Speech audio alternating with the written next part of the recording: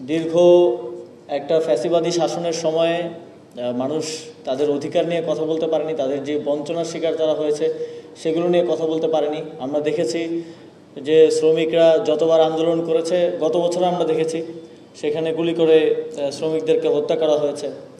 এবং শ্রমিকদের সাথে যে কথা বলে তাদের সমস্যাগুলো সমাধান করা যায় সেটা আমরা দীর্ঘ সময় ধরে দেখিনি।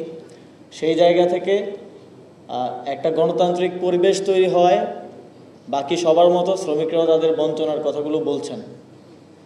আমরা সেটাকে অবশ্যই স্বাগত জানাই এবং আমরা ইতিমধ্যেই আপনারা জানেন একটা শ্রম সংক্রান্ত অভিযোগ পর্যবেক্ষণ কমিটি আমরা করেছি। সেই কমিটিটি দায়িত্ব নেওয়ার পর গতকাল থেকেই তারা কাজ শুরু করেছেন এবং ইতিমধ্যে একটা হটলাইন নাম্বারও চালু করা হয়েছে। সেখানে অভিযোগ আসছে, সেখানে আমরা অভিযোগ পাচ্ছি এবং সেই অভিযোগগুলোকে অ্যাড্রেস করার জন্য কমিটি কাজ করে যাবে এবং মন্ত্রণালয়ও কাজ করবে। তবে এখন যেটা শুনতে পারলাম যে লাঞ্চের পরে আবার বিভিন্ন কারখানা থেকে শ্রমিকরা বের হচ্ছে। আমার প্রত্যেক শ্রমিক ভাইদের প্রতি আহ্বান থাকবে, যেহেতু একটা নতুন সরকার এসেছে, একটা নতুন পরিবর্তন এসেছে, আমরা এসেছি, আমাদের উপর ভরসা রাখুন এবং আমরা যেই সেল গঠন করেছি সেই সেলের কাছে আপনাদের অভিযোগগুলো দিন। আমরা খুব দ্রুত সময়ের মধ্যে আপনাদের যে ন্যায্য দাবিগুলো আছে সেগুলোকে কিভাবে সকল পক্ষের সাথে আলোচনার ভিত্তিতে সমাধান করা যায় সেটির ব্যবস্থা নিব। এতটুকু ভরসা আমাদের উপর করতে হবে। এবং এখানে আসলে আমরা যে কোনো বিষয়কে আসলে আমি যেটা দেখতে পাচ্ছি যে আমরা অবজেক্টিফাই করে ফেলি, যে শ্রমিকরা আন্দোলনে নেমেছে, আমরা প্রথমেই ষড়যন্ত্র খুঁজতে থাকি।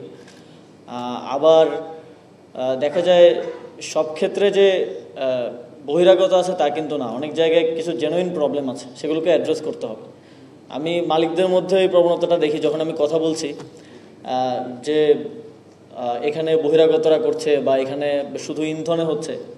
কোয়ালিটি সম্পন্ন আন্তর্জাতিক মানের still bar CSRM, committed for better still. এই যে স্যালারি আটকে আছে, স্যালারিটার বকেয়া বেতন যেটা মূল সমস্যা, এটাকে আগে অ্যাড্রেস করতে হবে। এখানে একটা প্র্যাকটিস দীর্ঘদিন ধরে ছিল যে ইনসেন্টিভ দিয়ে দেয়া, ঋণ দিয়ে দেয়া।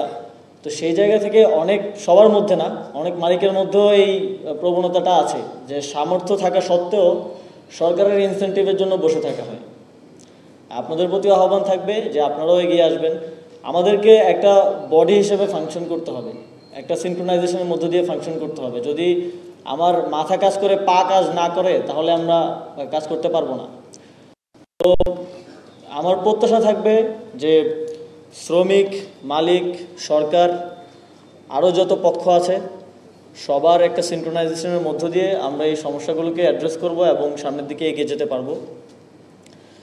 এখানে ষড়যন্ত্র যে নেই তাও কিন্তু না। এখানে আসলে যদি পাশাপাশি দুইটা দোকান থাকে তাহলে দুই পক্ষের দোকান মালিকের কিন্তু একটা ইন্টেনশন থাকে, যদি আমি পাশের দোকানটা বন্ধ করে দিতে পারি কোনোভাবে তাহলে আমার দোকানে গ্রাহকরা আসবে। তো আমরা এটা কিন্তু অলরেডি দেখতে পাচ্ছি।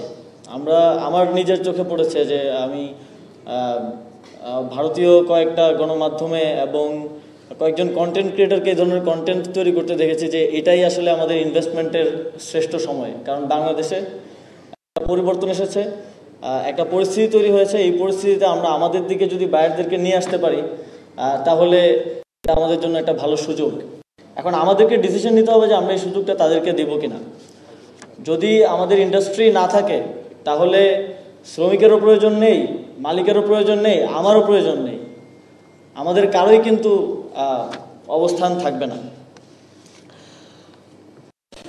এবং আমি মনে করি যে একটা বিষয় আমি শ্রমিক নেতৃবৃন্দ থেকে বারবার শুনেছি যে মালিক পক্ষ শ্রমিকদের সাথে কিছু কিছু জায়গায় যেই রেগুলার একটা যোগাযোগ, রেগুলার তাদের সাথে বসা, যে একটা মিটিং করা, যে তাদের সমস্যাগুলোকে রেগুলারলি যে অ্যাড্রেস করা, সেটা করা হয় না। সেটা যখন না করা হয়, যে পুঞ্জীভূত একটা ক্ষোভ শ্রমিকদের মধ্যে তৈরি হয়, সেটা বহিঃপ্রকাশ কিন্তু দেখা যায় যখন একটা কারখানা থেকে শ্রমিকরা নামে, পাশের কারখানা থেকেও নেমে চলে আসে, সবার মধ্যে একটা রিকারিং এফেক্ট দেখা যায়।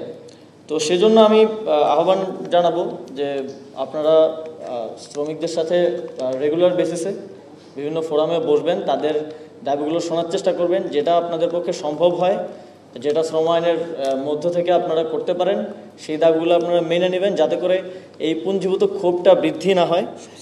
এবং এই পুঞ্জীভূত ক্ষোভটা বৃদ্ধি হওয়ার ফলেই কিন্তু এ ধরনের একটা পরিস্থিতি তৈরি হয়। একটা দাবি এসেছে এবং 2023 সালে এটা আশ্বাসও দেওয়া হয়েছিল যে রেশনিং ব্যবস্থাটা সরকারের পক্ষ থেকে করার। আমরা ইতিমধ্যেই টিসিবির সাথে কথা বলছি, আর সেখানেও আপনারা জানেন কিছু সিন্ডিকেট আছে, সিন্ডিকেটের মাধ্যমে দেখা যায় যে এক পরিবারের কাছে একজনের কাছে 11 জনের রেশন চলে যায়, 12 জনের রেশন চলে যায়।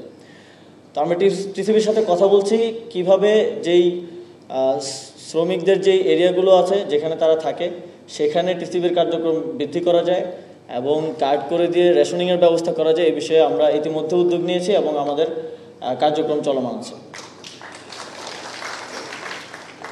2023 সালের যেই মজুরি বৃদ্ধির দাবিতে যেই আন্দোলন হয়েছিল সেখানে আমরা জেনেছি নিপীড়নমূলক কিছু মামলা হয়েছে। সেখানে আপনারা জানেন 4 জন শ্রমিককে গুলি করে হত্যা করা হয়েছিল বিগত ফ্যাসিবাদী সরকারের আমলে। সেই মামলাগুলো তুলে নেওয়ার জন্য আমরা ইতিমধ্যেই অ্যানাউন্সমেন্টটা করেছি এবং আইন মন্ত্রণালয়ের সাথে সেটা নিয়ে আলোচনা চলছে। আমরা লিস্টিং করছি যে কী মামলা আছে, সেগুলো খুব দ্রুত সময়ের মধ্যে আমরা উইথড্র করব। এবং একই সাথে আমাদেরকে এটাও খেয়াল রাখতে হবে যে আইন শৃঙ্খলা পরিস্থিতির অবনতি হয় কিংবা আইন ভঙ্গ করার মতো কোনো কাজ যাতে আমরা না করি। আমাদের যেমন বাক স্বাধীনতা আছে, আমাদের দাবি উত্থাপন করার যে অধিকার সেটা আছে, একই সাথে আমরা কিন্তু আইন ভঙ্গ করতে পারি না, আমরা কোথাও গিয়ে হামলা করতে পারি না কিংবা আগুন দিতে পারি না। তো সেই ক্ষেত্রেও আমাদেরকে সচেতন থাকতে হবে। এ ধরনের কোনো কার্যক্রমকে এই সরকার ভালো চোখে দেখবে না এবং সেটার ক্ষেত্রে অবশ্যই কঠোর অবস্থান নেবে।